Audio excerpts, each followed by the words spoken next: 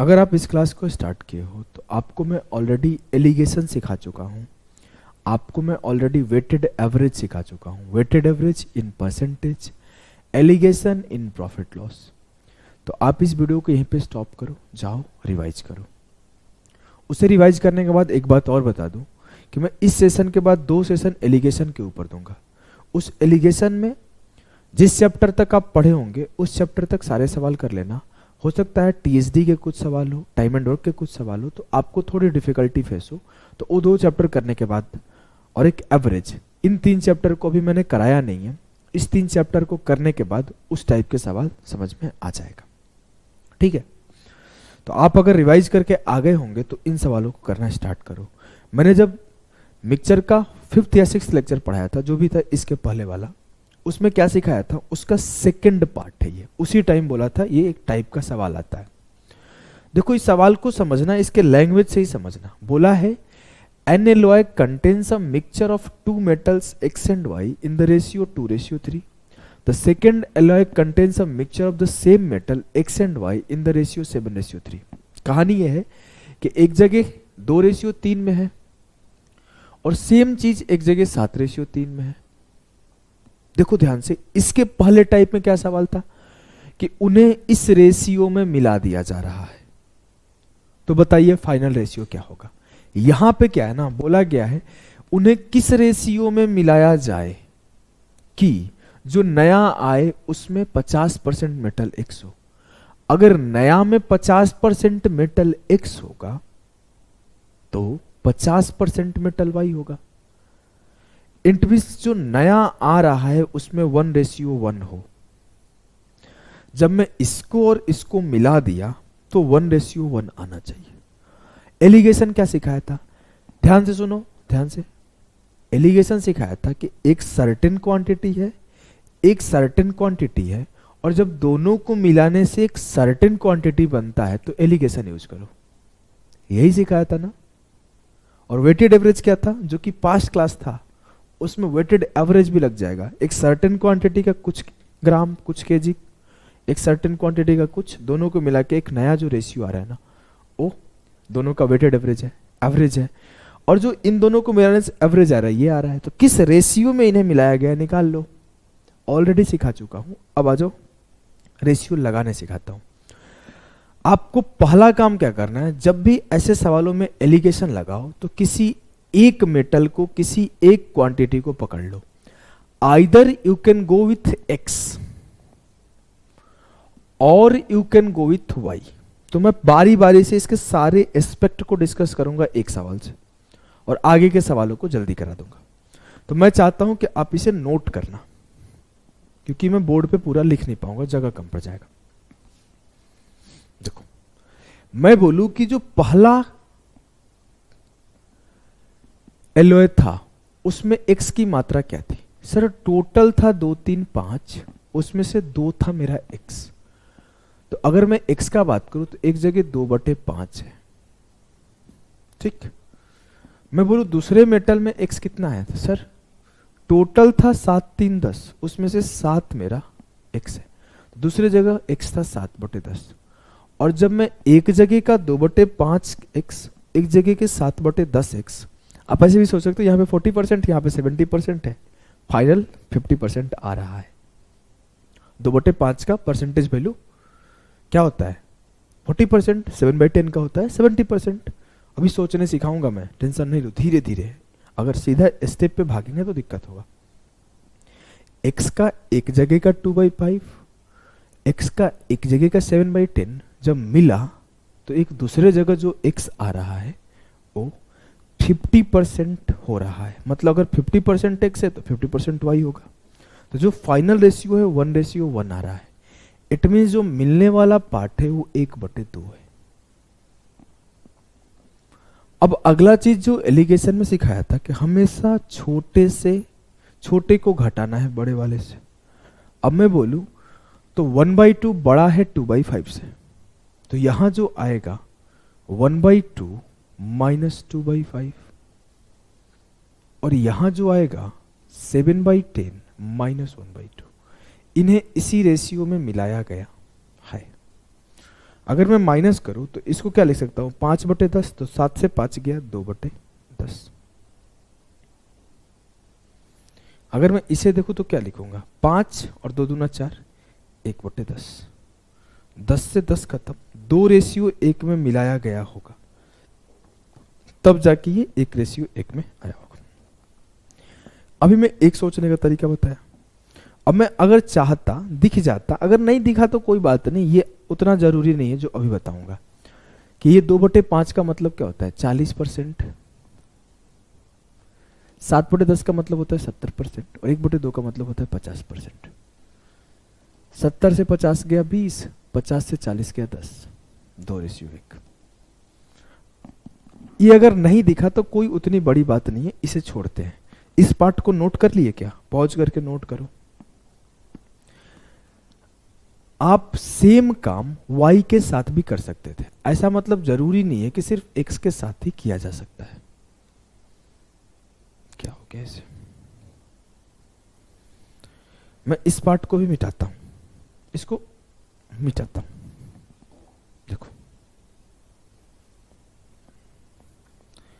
आप ये सेम काम y के साथ भी कर सकते हो। मैं पूछूं अगर कि y कितना है, बोलोगे सर 3/5। यहां पे y कितना है सर, 3/10। और आया कितना y, 1/2। तो मैं यहां पे भी बोल सकता हूं 3/5 माइनस 1/2, और 1/2 माइनस 3/10। एट द एंड जो आया यहां 2/10 आया, और यहां जो आया 1/10 आया। ये रेशियो है। फिर से ये 2 रेशियो बनाया। तो आपको सिर्फ ध्यान क्या रखना है, अगर x में एलिगेशन लगा रहे हो तो सिर्फ x के साथ, y में एलिगेशन लगा रहे हो तो y के साथ।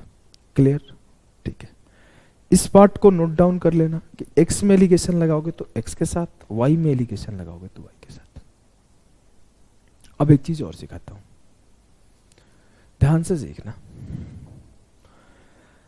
आप देख रहे हो ना कि जब आपको फ्रैक्शन का डिफरेंस लेना है, फ्रैक्शन का एडिशन करना है, थोड़ा टाइम टेकिंग हो रहा है, तो आप इसे शॉर्टकट भी कर सकते हो। कैसे कर सकते हो मैं बताता हूं, इसे जल्दी करने का उपाय। अब हम लोग सीख लिए, सिर्फ सीखने से तो काम चलेगा नहीं, पेपर में से सीखने से बहुत लोग सीख के जाते हैं। अभी आपको इसे तेज करने सीखना है। तेज करने कैसे सीखोगे, तो आप जब भी एलिगेशन लगाओ, एक बात का ध्यान रखो, जब भी आपके फ्रैक्शन का एलिगेशन हो तो उसके डिनोमिनेटर को बराबर कर दो। मैं 5, 10 और 2 का एलसीएम बोलूं तो क्या होगा, 10। सबको 10 बना दो। मैं इसको 10 बना दिया, इसको भी 10 बना दिया। अब मेरा क्या है, ये 4/10, ये 7/10, ये 5/10। तो ऊपर 4, नीचे ऊपर 4 और 7 है, और नीचे 5 है। 7 से 5 गया 2, 5 से 4 गया 1, 2:1। यहां पे भी मैं चाहूं तो सबको 10 बना दूं।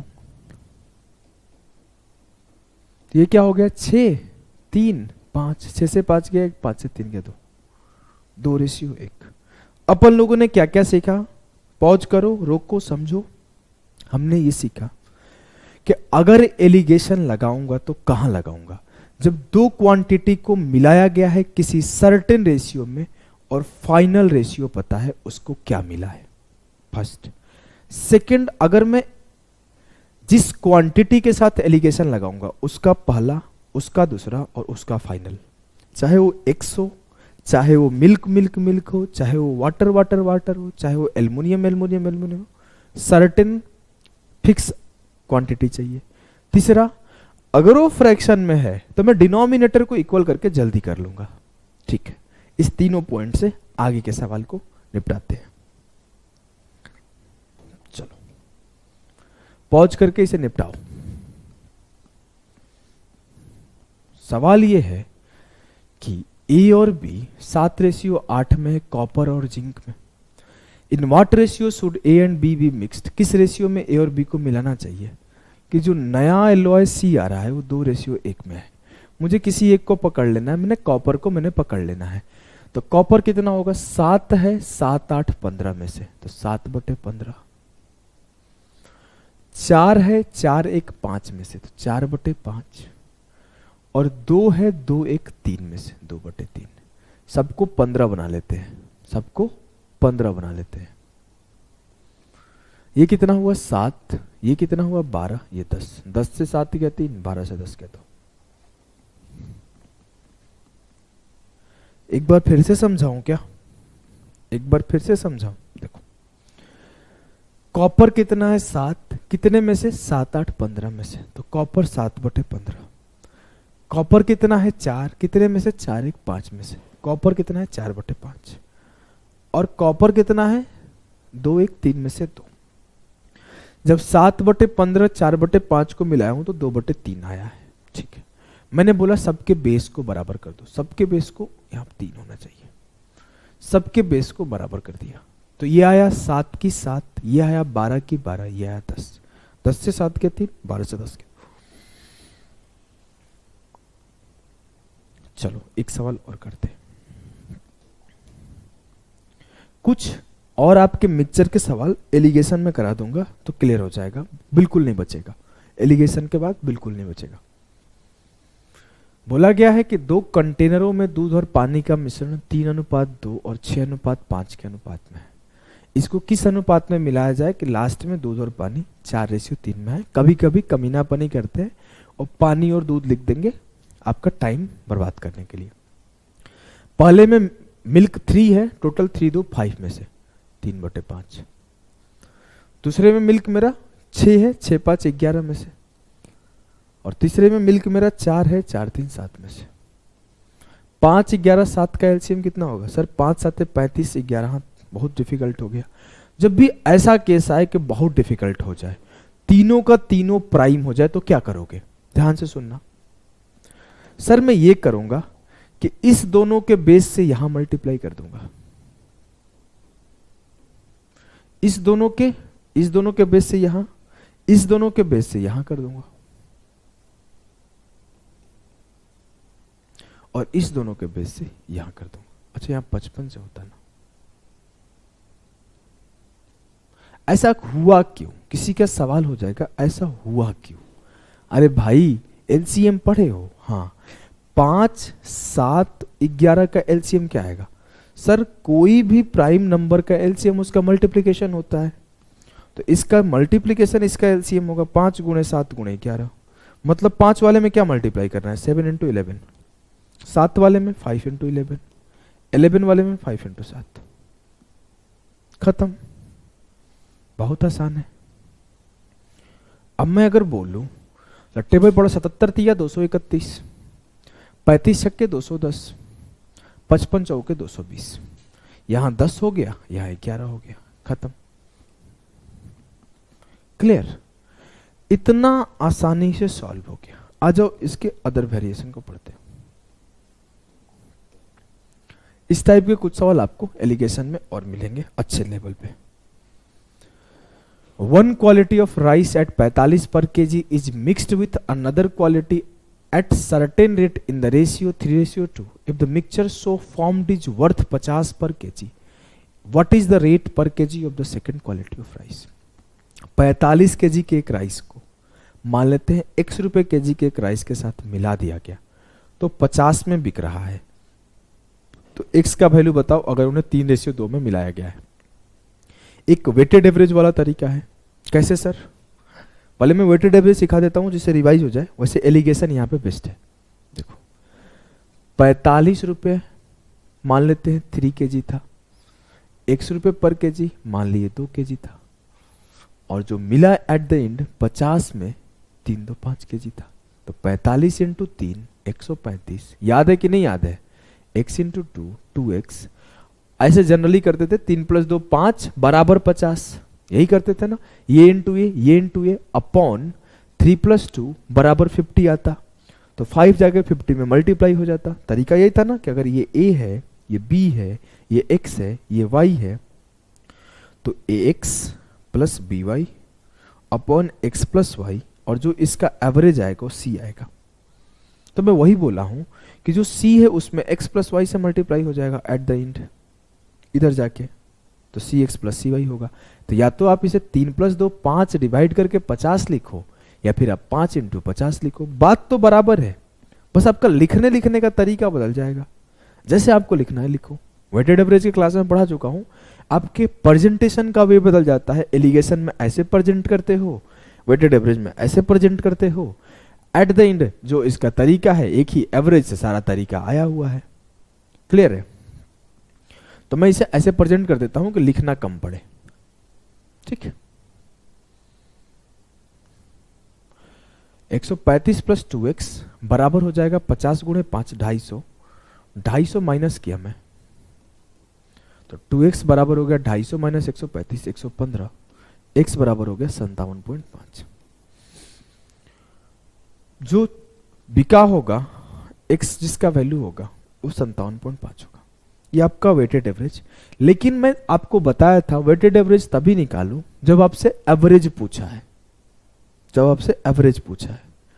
अदर हर केस में एलिगेशन लगाओ। अगर आप यहां नहीं जानते हो, एलिगेशन में फिर से सीख लोगे, वहां पे दोबारा डिस्कस किया हूं। मैं कैसे एलिगेशन लगाऊंगा? सर एक 45 का खरीदा था, एक x का खरीदा था, ओवरऑल 50 का बिका, इन्हें 3:2 में बेच दिया, खत्म। 50 से 45 गया 5, ये किसका 2.5 गुना है, तो ये इसका 2.5 गुना होगा। 2 का 2.5 गुना 5 है, 3 का 2.5 गुना 7.5 होगा। ये इससे छोटा है तो ऑफ कोर्स ये बड़ा होगा। 50 में 7.5 ऐड करो, 57.5। क्लियर? कम समझ में आए? बिल्कुल टेंशन नहीं लो भाई, एलिगेशन क्लास कल का देखना।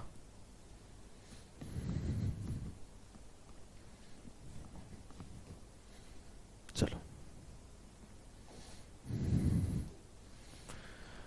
Rini has mixed two colors C1 C2 in the ratio 2:3. If the rate of the color C1 is 500 per unit and the she is selling the mixture of the two colors at 650, what is the rate of C2?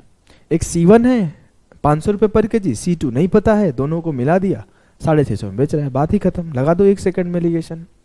500 यहाँ पे मान लेते हैं 650, यहाँ मुझे पता नहीं है, ये 2:3 है।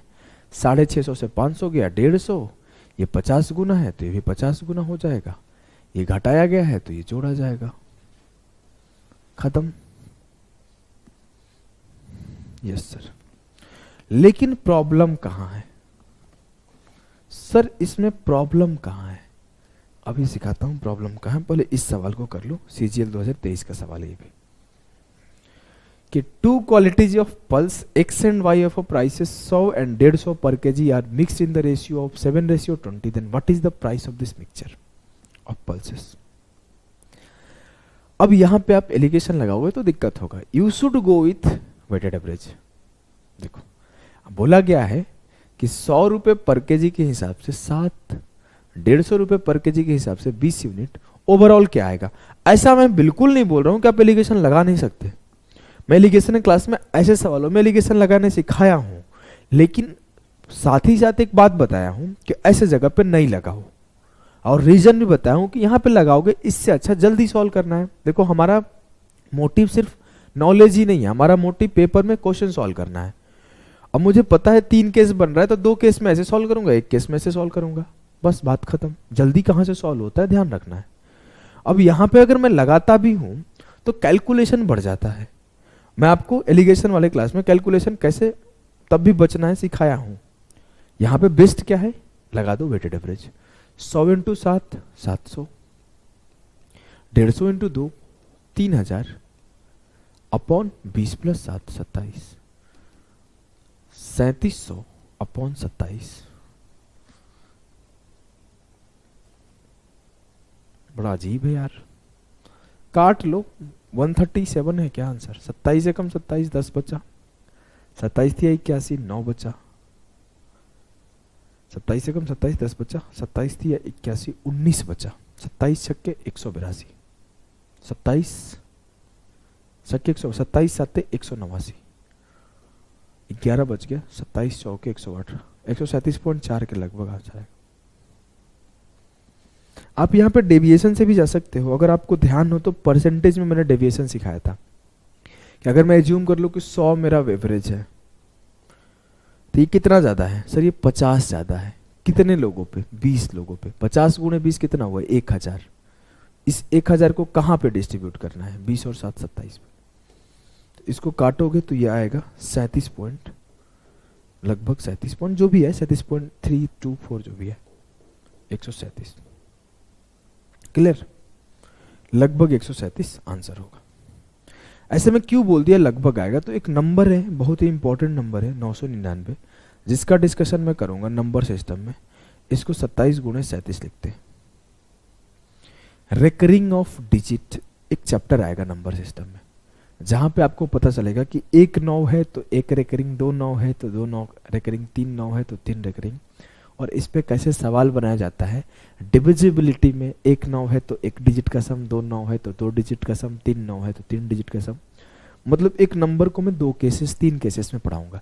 एक केसेस इसके परसेंटेज में डिस्कस होता है, एक केस आपका नंबर सिस्टम का डिविजिबिलिटी में डिस्कस होता है, एक केस इसका रिकरिंग ऑफ डिजिट में डिस्कस होता है।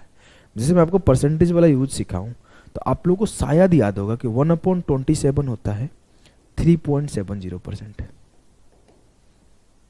और 1/37 होता है 2.70%। याद है? नहीं याद है? पढ़ लो बे, नौकरी लेना है ना, हा? अगर नहीं याद है तो अब इसका मैं एक यूज सिखाऊंगा डिविजिबिलिटी में और दूसरा यूज सिखाऊंगा आपको रिकरिंग ऑफ डिजिट में। चलिए अब देखो, वेटेड एवरेज को ना थोड़ा सा ऐसे सवालों में ज्यादा इंपॉर्टेंस दिया जाता है, क्योंकि ऐसे जगह पे एलिगेशन लगाना मतलब बहुत डिफिकल्ट हो जाता है। ऐसी जगह पे रिकरिंग ऑफ डिजिट को इज्जत मिलता है, यहाँ पे ऐसी जगह पे वेटेड एवरेज को इज्जत मिलता है। बोला है कि 35 रुपए किलोग्राम 38 रुपए किलोग्राम को मिक्स किया गया एक तीसरे वेराइटी के साथ 212 में, तो 42 पे बेचा गया। बताओ तीसरे का प्राइस क्या है? तो 35 वाले को 2 यूनिट, 38 वाले को 1 यूनिट और एक्स वाले को 2 यूनिट, और ओवरऑल मुझे जो बेचा गया 42 पर बेचा गया, उसका कितना हो जाएगा? 2 1 3 और 2 5। बात तो वही है। हम इतने तरीका बताया था कि अगर मैं बोल दूं कि A1 x है, B1 y है, C1 z है, D1 w है, तो अपना तरीका A1 into x, B1 into y, C1 into z, D1 into w upon x plus Y plus Z plus W. तरीका वही है। अगर मैं लगाता हूं तरीका मेरे लाल, तो समझने का कोशिश करना। 35 into 2 70, 38 into 1 38, x into 2 2x upon कितना होगा? 2 1 3 2 5 बराबर होगा 42। या फिर मैं लिख सकता था कि सर सीधे 42 इंटू 5 लिखो ना, क्यों टाइम बर्बाद कर रहे हो? ओके, लिख दिया मैं। 70 और 38 108 प्लस 2x बराबर होगा 5 दूना 10, 5 चौक 20 21। 2x बराबर होगा 102, तो ये बराबर हो जाएगा 51। क्लियर? Yes sir. तो ऐसे जगह पर वेटेड एवरेज को थोड़ा इज्जत दिया जाता है। कोई दिक्कत नहीं? नो सर, कोई दिक्कत नहीं। अगले सवाल को करो।